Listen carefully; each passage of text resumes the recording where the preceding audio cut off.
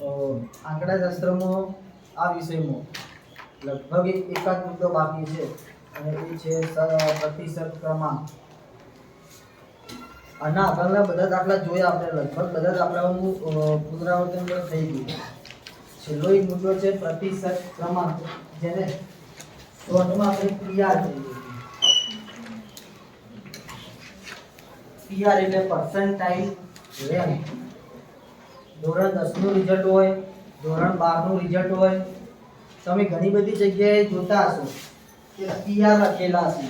ક્યાંય જાહેરાત આપેલી હોય સ્કૂલની, તો એની અંદર પણ ઉપર વિદ્યાર્થીનો ફોટો હોય, નીચે એના ગુણ હોય અને એની નીચે પીઆર લખેલા હોય. પીઆર બરાબર 97.86%. એના ટકાવારી અલગ હોય, પીઆર પણ અલગ હોય છે. પીઆર એટલે પર્સન્ટાઇલ રેન્ક. હવે પીઆર નો મતલબ શું થાય કોઈ ખબર છે? પર્સન્ટાઇલ આપણે ઘણી વખત પૂછીએ પણ છીએ કે પર્સન્ટાઇલ રેન્ક કેટલી છે, તો કે આટલી. અને ટકા કેટલા આવી, તો કે ટકા 70 આવી. પર્સન્ટાઇલ રેન્ક 95.77 છે. આનું કારણ શું? પીઆર નો મતલબ શું થાય? પર્સન્ટાઇલ રેન્ક એટલે શું કોઈને ખબર છે? પીઆર નો મતલબ એવો થાય કે આપેલા પ્રાપ્તાંક કરતા નીચેના પ્રાપ્તાંકોની ટકાવારી. જે પણ પ્રાપ્તાંક તમને આપ્યો હોય એના કરતા નીચે કેટલા પ્રાપ્તાંક છે એની ટકાવારી પ્રતિશત ક્રમાંક એટલે કે પીઆર સૂચવે છે. દાખલા તરીકે પીઆર બરાબર 72% છે. પીઆર બરાબર 72% છે. એનો મતલબ એવો થાય કે એ વિદ્યાર્થી કરતા 72% વિદ્યાર્થીઓ નીચા માર્ક્સ ધરાવે છે. દાખલા તરીકે દીક્ષિતને પરીક્ષામાં પર્સન્ટાઇલ રેન્ક 72% આવી છે. એનો મતલબ એવો થાય કે એ પરીક્ષા સમગ્ર પરીક્ષાના 72% વિદ્યાર્થીઓ કરતા દીક્ષિત ચડિયાતો છે. શું 72% વિદ્યાર્થીઓ કરતા દીક્ષિત ચડિયાતો છે? બીજું અર્થઘટન એવું થાય કે એ સમગ્ર પરીક્ષાના સમગ્ર વિદ્યાર્થીઓમાંથી દીક્ષિત કરતા 72% વિદ્યાર્થીઓને ઓછા માર્ક્સ છે. 72% વિદ્યાર્થીઓના માર્ક્સ દીક્ષિત કરતા ઓછા છે. એનો મતલબ એવો થાય. એટલે આપણે ઘણી વખત જોઈએ કે પીઆર બરાબર 99.87 હોય તો એનો મતલબ એવો થાય કે એ વિદ્યાર્થી કરતા 99.87% વિદ્યાર્થીઓ એ પરીક્ષામાં ઓછા માર્ક્સ મેળવ્યા છે. આનો મતલબ આવો થાય.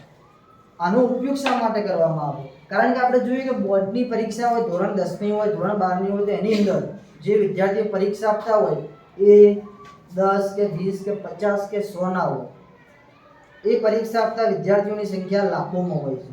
3 લાખ વિદ્યાર્થીઓ પરીક્ષા આપી, 4 લાખ વિદ્યાર્થીઓ પરીક્ષા આપી. હવે એની અંદર આપણે નંબર આપવા હોય તો નંબર કેવી રીતે આપીએ? વિદ્યાર્થીઓના શ્રેષ્ઠતા માટેના નંબર આપવા છે કે ભાઈ આ વિદ્યાર્થી કેટલા ક્રમાંકનો છે, તો એ નંબર કેવી રીતે આપીએ? કોઈ વિદ્યાર્થી ઘણી વખત દાખલા તરીકે 4 લાખ વિદ્યાર્થીઓ પરીક્ષા આપી છે. 4 લાખ વિદ્યાર્થીઓ પરીક્ષા આપી છે. એમાંથી કોઈક એક વિદ્યાર્થી એવો છે કે જેનો નંબર 3,99,998 નંબરનો છે. મેળવેલ માર્ક્સની વાત કરું છું. એનો મતલબ એવો થાય કે છેલ્લેથી બીજા નંબરનો એ વિદ્યાર્થી છે. તો હવે આપણે એ રીતે તો બધા નંબર આપી ના શકીએ, એટલા માટે પીઆર નો ઉપયોગ થાય. એની પીઆર દાખલા તરીકે કેટલી અંદાજે એક ઉદાહરણ આપું છું કે 40% છે. 40% પીઆર હોય એનો મતલબ એવો થાય કે એ પરીક્ષામાં 40% વિદ્યાર્થીઓ એ વિદ્યાર્થી કરતા નીચેના માર્ક્સ ધરાવે છે. બીજી રીતે અર્થઘટન હકારાત્મક તમારે કરવું હોય તો શું થાય? તો કે આપેલ વિદ્યાર્થી સમગ્ર પરીક્ષામાં જોડાયેલા વિદ્યાર્થીઓ કરતા 40% વિદ્યાર્થીઓ કરતા ચડિયાતો છે. જો એ પરીક્ષામાં 100 વિદ્યાર્થીઓ પરીક્ષા આપી હોય તો આ વિદ્યાર્થી 40 વિદ્યાર્થીઓ કરતા ચડિયાતો છે. એનો મતલબ કે આ વિદ્યાર્થીનો ક્રમાંક 41 હોય. 40 વિદ્યાર્થીઓ કરતા ઉપર એટલે કે 41મો નંબર એનો હશે. 41મો હોય. 41મો ના હોય, કયો હોય? 61 કારણ કે 40% વિદ્યાર્થીઓ કરતા એ ચડિયાતો છે, એના પાછળ 40% વિદ્યાર્થીઓ છે એટલે એના પાછળ કેટલા હશે? 40 વિદ્યાર્થીઓ છે, એનો નંબર 61 છે. આવો મતલબ થાય પર્સન્ટાઇલ રેન્કનો.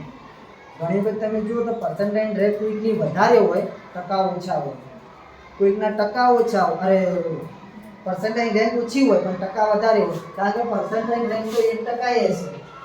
ત્યાં કોઈકના કોઈ વિદ્યાર્થીની પર્સન્ટાઇલ રેન્ક 1% આવવાની જ છે, 0.001% હશે.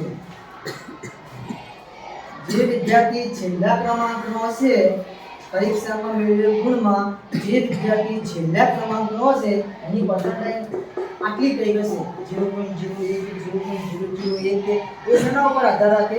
કુલ વિદ્યાર્થીઓ ઉપર. બરાબર. જ્યારે કોઈ વિદ્યાર્થીની પર્સન્ટાઇલ રેન્ક 100% હશે,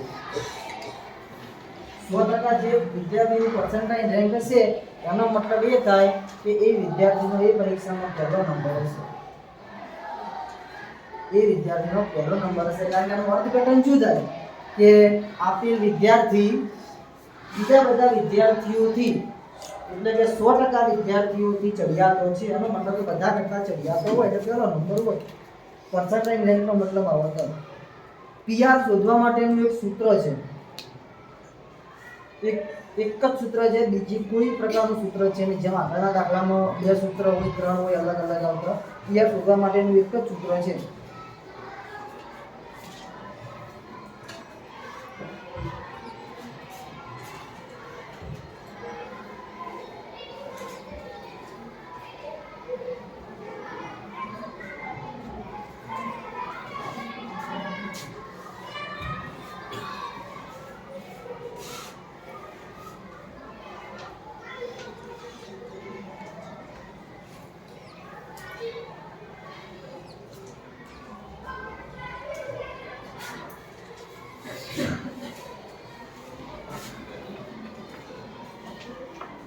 एकदम सरल सूत्र है.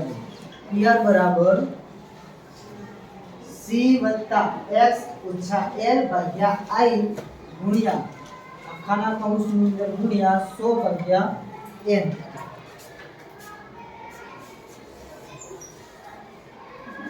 લખી દો સૂત્ર.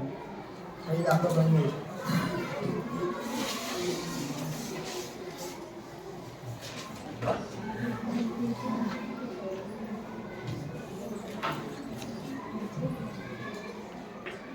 ચોપડીની અંદર C એટલે સંજય આવૃત્તિ લીધેલી છે, પણ આપણે C ની જગ્યાએ C પર લખવાનું છે દરેક સૂત્રની અંદર.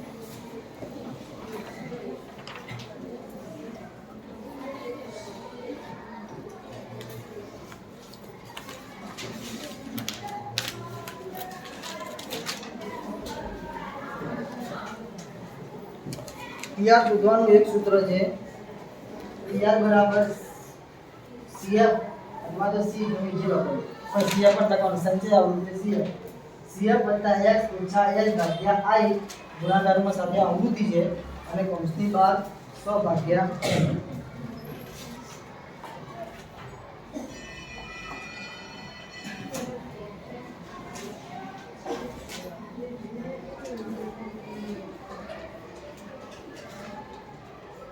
આ ચલાવી નહીં આવી લખાઈ ગયું. એક દાખલો લખો.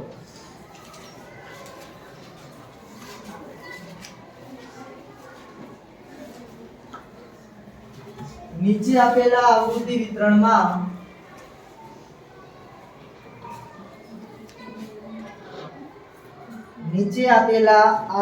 વિતરણમાં મનીષાએ 35 ગુણ મેળવ્યા છે.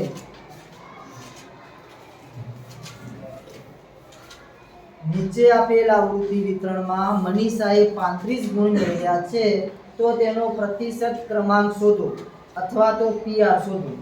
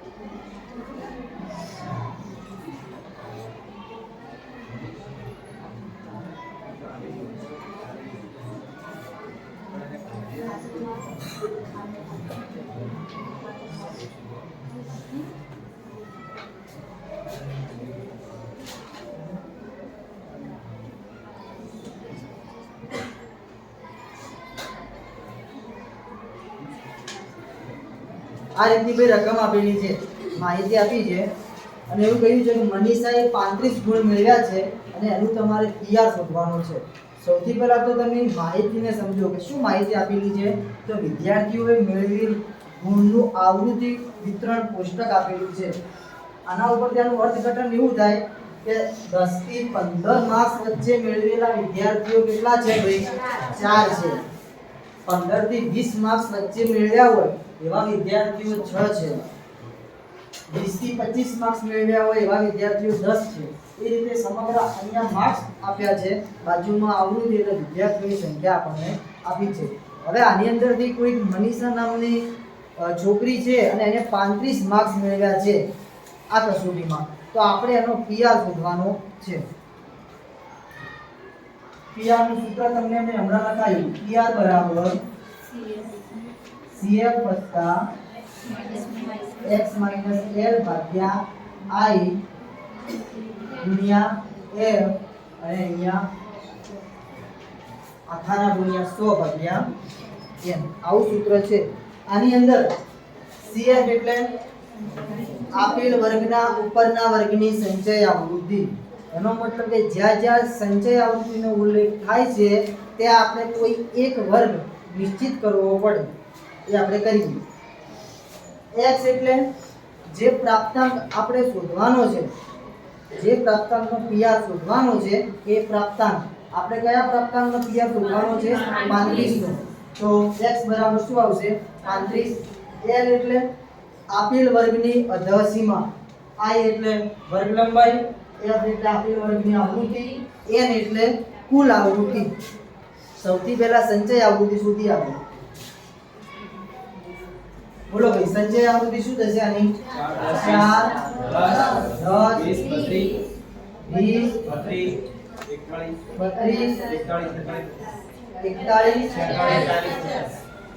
41 50, એનો મતલબ કે કુલ આવૃત્તિ 50 છે। જે પણ છેલ્લા વર્ગની સંચય આવૃત્તિ આવી હોય એને આપણે કુલ આવૃત્તિ કહીએ।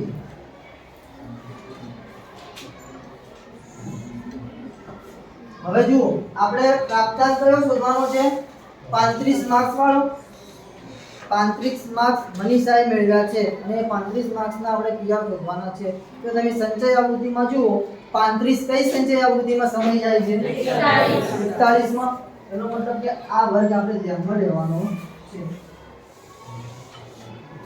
તો અહીં 35 થી અને 30 થી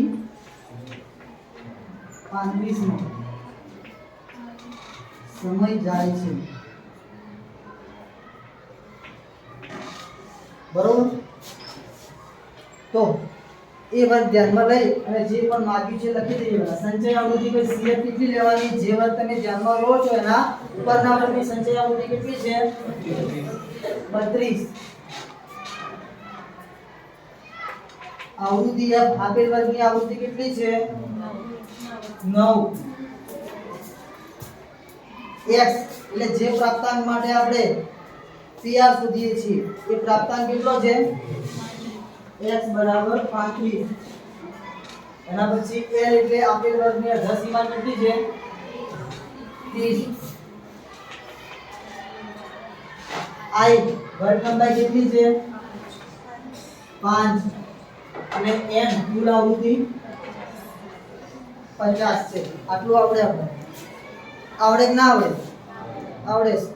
જે રકમ આપી છે એના ઉપરથી સૌથી પહેલા સંચય આવૃત્તિ સુધી લખવાનું, પછી રાખો સંચય આવૃત્તિ શોધ્યા પછી PR માટેનું સૂત્ર છે એ સૂત્રની અંદર જે પણ જરૂરિયાત છે એ બધા જ એલિમેન્ટ આપણે અહીંયા લખી દીધા કે ભાઈ આટલી વસ્તુ આપણે દાખલાની અંદર જરૂર પડશે।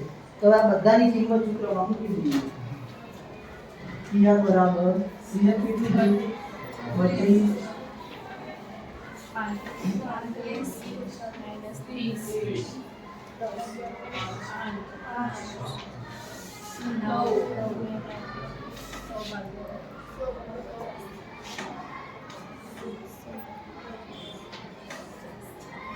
ભાગ્યા 50 કેટલા આવશે? 2 આનું સાદું બાકી 32 વત્તા 30 35 એટલે 5 5 5 એટલે 5 ભાગ્યા 5 એટલે 1 અને 1 ગુણ્યા 9 એટલે 9 12 વધ્યા છે 2 32 ને 9 કેટલા થશે બે? 41 ગુણ્યા 2 તો પીઆર તમને શું મળ્યો? પીઆર તમને 82% મળ્યો. આનું અર્થઘટન એવું થાય કે મનીષાનો પીઆર 82 છે એટલે કે મનીષા તેના વર્ગના 82% વિદ્યાર્થીઓ કરતા ચડિયાતી છે. શું થશે? મનીષા તેના વર્ગના 82% વિદ્યાર્થીઓ કરતા ચડિયાતી છે. અથવા તો એવું પણ કહી શકાય કે મનીષાને તેના વર્ગના 82% વિદ્યાર્થીઓ કરતા વધારે માર્ક છે. એવું અર્થઘટન નીચે થઈ શકે. ઘણું